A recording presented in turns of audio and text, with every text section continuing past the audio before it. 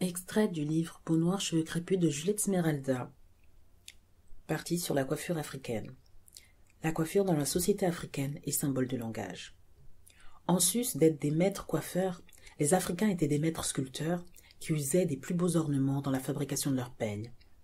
Ils entretenaient en leur sein, cela a été dit, des rivalités artistiques qui elles-mêmes entretenaient un sentiment de fierté en l'individu et en la communauté avec laquelle ils vivaient en étroite union.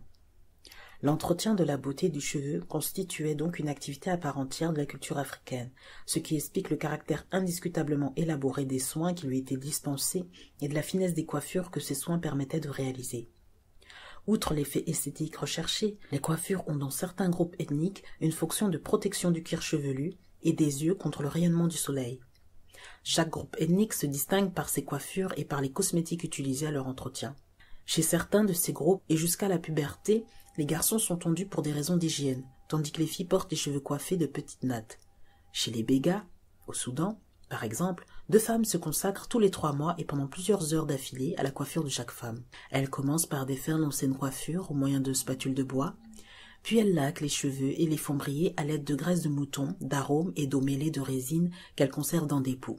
Elles tressent ensuite de fines nattes où brillent souvent les petites boules de graisse caillées, exactement comme dans l'Égypte antique. Tout en travaillant, les femmes coiffeurs chantent des mélodies douces et anciennes. Sur les cheveux qui sont le thème de départ des chansons, elles chantent. Les cheveux qui poussent au-dessus des oreilles sont beaux, nous en sommes orgueilleuses. Pour embellir leur coiffure, les femmes utilisaient des cauris, des épingles et des perles de verroterie. Il n'y a de mode particulière que dans la coiffure des femmes, relate Mungo Park. Dans les contrées arrosées par la Gambie, les femmes ont une coiffure qu'elles appellent djalla. C'est une étroite bande de coton qui, à partir du front, leur fait plusieurs fois le tour de la tête. À Bondou, elles portent plusieurs tours de grains de verroterie blanche avec une petite plaque d'or sur le milieu du front. Dans le casson, les femmes parent leur tête de petits coquillages blancs qu'elles arrangent d'une manière très agréable. Dans le Karta et dans le Ludamar, elles se servent d'un coussinet pour lever leurs cheveux très haut comme le faisaient autrefois les Anglaises. Ce coussinet est orné de morceaux d'une espèce de corail qu'on pêche dans la mer Rouge et que les pèlerins qui reviennent de la Mecque vendent fort cher. Pour aller plus loin, je vous invite à lire le livre de Juliette Smeralda, Peau noire, cheveux crépus, l'histoire d'une aliénation. N'hésitez pas à vous abonner à la chaîne YouTube, à activer la cloche pour recevoir les notifications lors des publications des prochaines vidéos, et je vous dis à bientôt.